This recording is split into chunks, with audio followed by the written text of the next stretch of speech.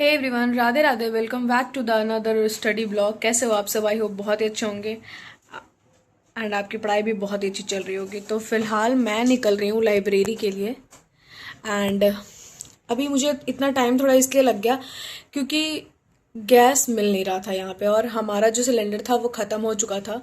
हमारे पास छोटा वाला ही है सिलेंडर, यूजुअली स्टूडेंट्स के पास छोटा ही होता है। तो हमारे को मिल नहीं रहा था एंड हम लोग इधर से उधर भटक रहे हैं, किसी किसी गली में जा रहे हैं, हर किसी से पूछ रहे हैं इवन, फिर भी हमें नहीं मिल रहा था। एंड अराउंड 2 घंटे बाद हमें एक मिला जो गैस में, मतलब गैस भरा उसने। एंड आपको पता है कितना चार्ज किया उन्होंने? 300 फॉर अ लीटर। बहुत कॉस्टली है। आई होप सो ये सिचुएशन जल्दी ही ख़त्म हो। एंड आप कहाँ पे रह रहे हो? आपके साथ भी ऐसा है क्या? कमेंट में ज़रूर बताना। फ़िलहाल निकलती हूँ लाइब्रेरी के लिए एंड स्टार्ट करेंगे हम अपना स्लॉट। तो मिलती हूँ मैं अपने टेबल पे। एंड मैं निकल गई थी यहाँ पे लाइब्रेरी के लिए। और काफ़ी ज़्यादा गर्मी बढ़ चुकी है। अभी मार्च के महीने में ही पता नहीं जून जुलाई आते क्या होगा। एंड अगर आप पटना के एस्पिरेंट हो तो कहाँ से हो, कमेंट में ज़रूर से बताना। एंड अभी फ़िलहाल आप कौन से एग्ज़ाम पे ज़्यादा फोकस कर रहे हो, कौन से सब्जेक्ट का रिवीजन कर रहे हो, ये सब अगर शेयर करना चाहो तो कमेंट में ज़रूर करना। तो यहाँ पे सबसे पहले मैं अपना टारगेट सेट कर रही थी कि मुझे आज क्या क्या कंप्लीट करना है। तो डेली बेसिस पे फ़िलहाल जो मैं कर रही हूँ वो है करंट अफेयर, PYQ प्रैक्टिस, मॉक्स अभी लगा रही हूँ। मैंने अभी कोई टेस्ट सीरीज़ ज्वाइन नहीं करी है, बस टेक्स्ट बुक एंड जो एडुटेरिया का मेरे पास बुक है उससे ही कर रही हूँ।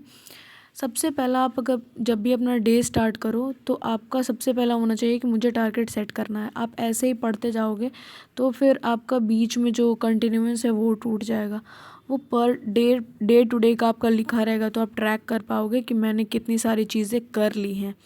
तो मैंने अपना यह टारगेट बना लिया था। उसके बाद मैंने किया अक्टूबर 2025 का करंट अफेयर। करीब 1 घंटे 40 मिनट का लेक्चर था जिसको करने में मुझे 2 घंटे, 2 सवा 2 घंटे अराउंड लग गए थे। मैंने छोटे छोटे पॉइंट्स इसलिए बनाती हूँ ताकि मैं उनको जब भी अपना स्लॉट स्टार्ट करती हूँ ना तो पहले रिवीजन कर लेती हूँ।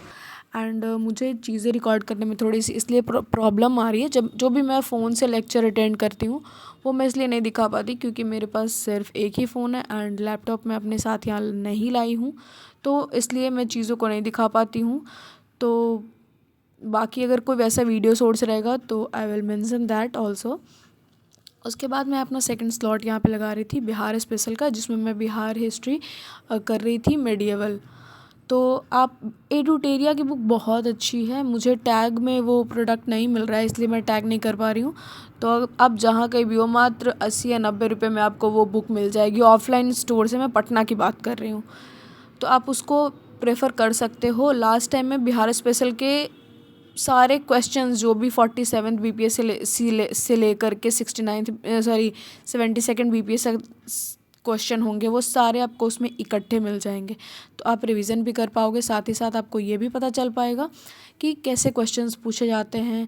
एंड बहुत ही ज़्यादा ये वेटेज रहता है बिहार स्पेशल का, तो उसको छोड़ने की गलती बिल्कुल ना करिएगा आप। एंड स्पेशली बिहार ज्योग्राफी से भी काफ़ी क्वेश्चंस रहते हैं, बिहार हिस्ट्री से भी काफ़ी क्वेश्चंस रहते हैं, तो वो आप बिल्कुल छोड़ने की गलती ना करना। एंड आपको इसमें इकट्ठे मिल जाएगा सारी चीज़ें।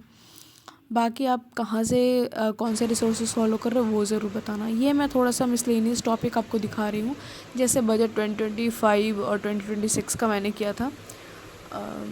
तो सॉरी ये आई थिंक 26-27 का, यस। तो मैंने ये किया था एंड मैंने थोड़ा सा कंसेप्ट भी क्लियर किया। ये मैंने किया था BPSC भाई के चैनल से, वो बहुत ही अच्छा बताते हैं एंड उनका थोड़ा सा कंसेप्ट भी क्लियर हो जाएगा आपको बजट को लेकर के, तो आप वहाँ से करना। और साथ में ही NFHS जो जिसका डेटा है उसके क्वेश्चंस लास्ट 71st में भी पूछे गए थे, तो आप ये भी ज़रूर से कर लेना। आपको ये मिल जाएगा यूट्यूब पे, अगर नहीं मिला तो आप मुझे DM करना, मैं लिंक कमेंट में कर दूँगी पिन। उसके बाद फिर मैं अपना यहाँ पे नेक्स्ट स्लॉट लगा रही थी, मॉक दे रही थी, जिसमें मैं एडुटेरिया का बुक फॉलो कर रही हूँ। आपको सबको पता है सेट 2 लगा रही थी मैं यहाँ पे। एंड मैथ्स में भी मैंने LCM HCF का जो कंसेप्ट था वो किया था, फिर PYQ प्रैक्टिस करा था, बट उसको रिकॉर्ड नहीं कर पाई थी मैं, क्योंकि मैंने बताया आपको मेरे पास एक ही फ़ोन है, मुझे उससे ही रिकॉर्ड करना होता है एंड उससे ही लेक्चर्स अटेंड करने होते हैं, तो दोनों एक साथ नहीं हो पाता है। एंड फिर मैं उनको पढ़ लूँ फिर दिखाऊँ तो कोई मोटिव नहीं बनता। ऐसे में जो इम्पोर्टेंट चीज़ें होती हैं ना जो शेयर कर सकते हैं हम, वो ज़रूर करूँगी। एंड ऑल्सो एक कमेंट आया था मुझे, कमेंट यही था, न्यूली मैरिड हो फिर भी कैसे सब मैनेज कर रहे हो, अकेले रह के फैमिली के साथ कैसे कर रहे हो। मैं बेसिकली बता रही हूँ कि मैं पहले रह रही थी अपने हस्बैंड और सिस्टर के साथ में दिल्ली में, बट फ़िलहाल मैं पटना आ गई हूँ क्योंकि AEDO को और BPSC को भी ज़्यादा टाइम नहीं रह गया था, तो मुझे थोड़ा सा मतलब सही से प्रिपरेशन करना था, इसलिए मैं यहाँ पे आ गई हूँ। एंड यहाँ पे मैं अपनी रह रही हूँ ब्रदर इन लॉ के साथ एंड सिस्टर इन लॉ के साथ, तो यहाँ वो लोग भी कंपटीशन की तैयारी करते हैं, तो मुझे यहाँ पे ज़्यादा डिफ़िकल्ट नहीं होता। एंड सबसे बड़ी ये चीज़ आती है कि न्यूली मैरिड होकर आप चीज़ों को कैसे मैनेज कर पाते हो। अगर आपके फैमिली मेम्बर सपोर्टिव हैं तो चीज़ें ज़्यादा हेक्टिक नहीं होती हैं, बट अगर नहीं हैं तो आप उनको समझाने की कोशिश करो। आई होप वो समझेंगे एंड आपको भी थोड़ा सपोर्ट करेंगे। रही बात थोड़ा बहुत जो घर के काम होते हैं उनको करने की, क्योंकि मैंने भी ये सारी चीज़ें करी हैं शादी के पहले भी एंड शादी के बाद भी।